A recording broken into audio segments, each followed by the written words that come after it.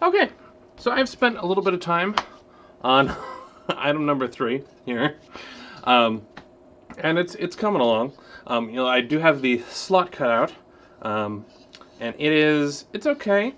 It's not perfectly straight for, it's not quite, but I think it's good enough. I think it's more than I'm going to stress out about, and I don't know that even there's probably going to be just enough wiggle room in here that, yeah.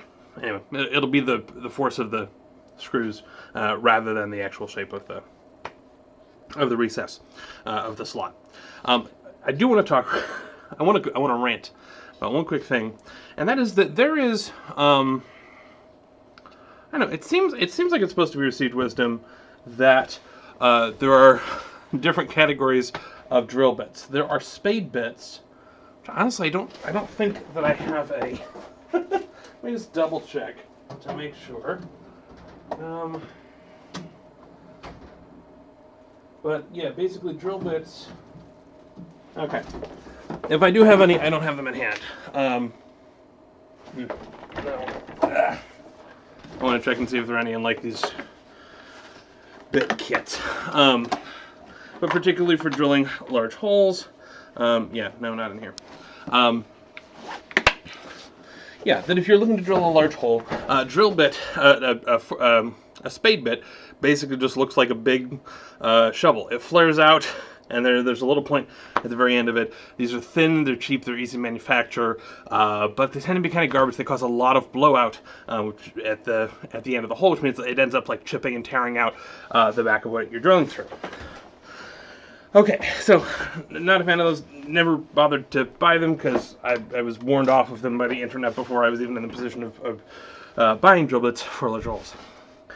Next thing you can go for is something like this. Now this is an auger bit, and you can get these. These is a big box store, and these are actually very nice to use with a bit and brace. Which you can just one of these. Why don't I just show you? I'll do this again. I'll tell you why I don't show you is because every time I stand up in this winter, I end up getting static shocks. But anyway, use it with a bit and brace. It's nice and easy. These things work. They work great. They pull the material up. You can see they've got two edges here that do a slicing action around the radius, and then it actually has this threaded screw head almost in the top, and that actually pulls it into the center of the wood and forces the bit through. And of course this thing will, whereas a shorter blade might start to clog up and you need to pull it in and out over and over and over again, this will actually start to pull the shavings all the way around to the top of the bit, which is great. But the received wisdom is that that's still not the best thing you can use if you need to drill large holes. The best thing you should use is a Forstner bit. And this is the Forstner bit. And you'll see it's got, you can do like, yeah, that'll show you. So it's got these sort of saw teeth along the outside. And then it has, it doesn't have that long snail. It just has a spike. It's I guess it's a pyramid because it's got four sides going up into a spike in the middle. And I talked about one of the issues that I had last time, and that was that if I do the order wrong when I had to drill out some holes, if you draw, if the spike doesn't have something easy to locate into, then this hole is going to drift around. The actual outer rings of this don't bite into anything. They're just crazy slippy. Because actually, it's not even just this outer spike. If I show you here, there are actually two additional sort of cutting surfaces that run the length of this. So every rotation, you're pulling out some wood that way. And these are supposed to be the best that you get. Far be it from me to evaluate other people's perspectives, because I'm sure I'm misrepresenting anyway, and I'm not doing things the way, I don't know. Any advice is going to be general anyway. I gotta be honest, I hate these Forstner bits, for the most part. there are two good things that I want to recommend them for first. Before I tear them to shreds. And that one was when I did the second prototype of this plane. That it actually it's nice because you don't have to, when you're trying to do this, the actual depth of additional cut that you're going to get in the center is very small. Compare that with something like the Auger Bit, like this, where my cut, the outer circle ends here, but then I still have this long hole in the center that's almost like a quarter of an inch. Now you can get different versions of these things, but the whole point of this is that the snail actually pulls this thing into the cut. It's not even relying on downward force for the most part, which is why it's so nice with a base and bit. You don't actually have to apply downward pressure. It's already pulling itself into the cut, which is great. But it does mean you're going to have a much longer piece of the material that you need behind it. And if you're trying to cut halfway through, generally that's not what you try to do. So something like this made sense to cut out sort of the inset part of the brace, of the whatever the word it is that I'm trying to talk about. The other thing that I like about this has just gone out of my memory. What was the thing I liked about? Oh, yeah. Another thing I like about this is fairly easy. Just plop this down against a piece of wood and go, yeah, okay, that'll pretty much cover. That'll pretty much fit the shape. It is less easy to do that with an auger bit because, like, I don't know, you can sort of sight down and say, yeah, that's roughly. The whole reason why I'm focusing on drilling right now is that I want to use drills to do some of the shaping. So the last error I made was going through and relying way too much on these sort of stop cuts and then chiseling very aggressively. What I want to do this time is basically say, all right, let's instead drill out a hole here, drill out a hole, you know, maybe a larger hole here. There we go, here. Probably this one we can do just freehand. Probably drill out a hole here as well. And I already did drill out a hole here, but it didn't go so well. So the downsides to the Forstner bit is actually the other side of something I already described.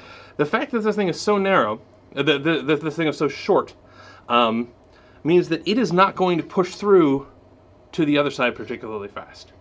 And so if you are trying to say, I want to avoid breaking out the other side and want to make sure that the hole ends up looking nice and clean, this is probably not going to do much for you.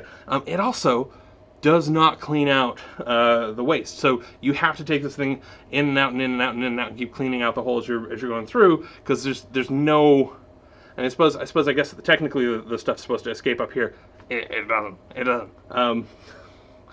At least it didn't on the smaller bit that I was using, which is the same, an equivalent of this, just a smaller size. Yeah, and so the result was, it's hard for you to tell how far through the wood you're at. And so by the time I actually got to here, it actually started to crack and flake off the wood before I could even, before it had even broken through. And so, all right, fair. Flipped the thing over, went at it with the from the other side, using my best guess at where the center was, and nope, it wasn't quite right. So this is not quite shaped the way that the template initially calls for. But it's fine because this is a hand tool, and I can shape it to whatever's comfortable for my hands and whatever, and so I can kind of work with that. But it's frustrating. Not a fan of Forstner bits. In contrast, I think I'm going to use this for the rest of the work. So drilling this out, particularly I need to drill out this handhold area here.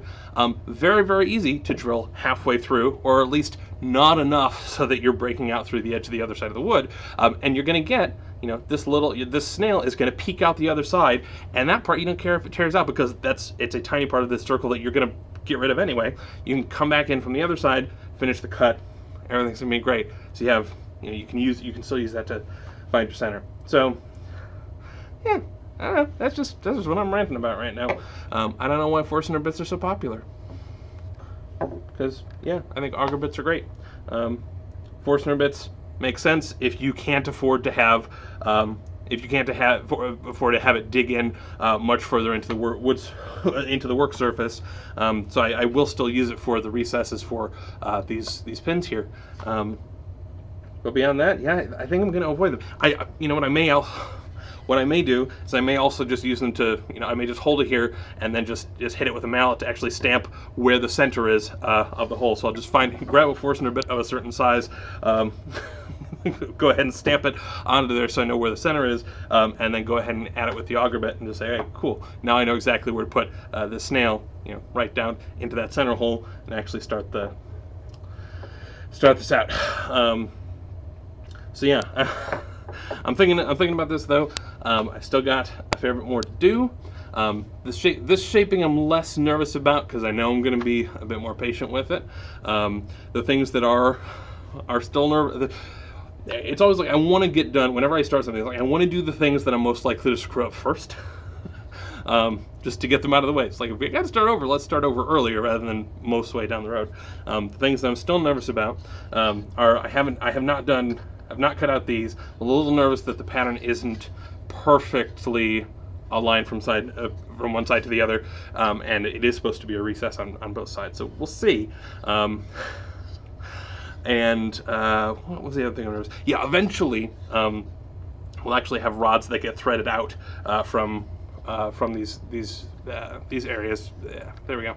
And that I'm a little nervous about too, just because those will be, and those I can't do for a while because I actually don't have a threading tap yet. I know there was a question about what the threading I'm talking about.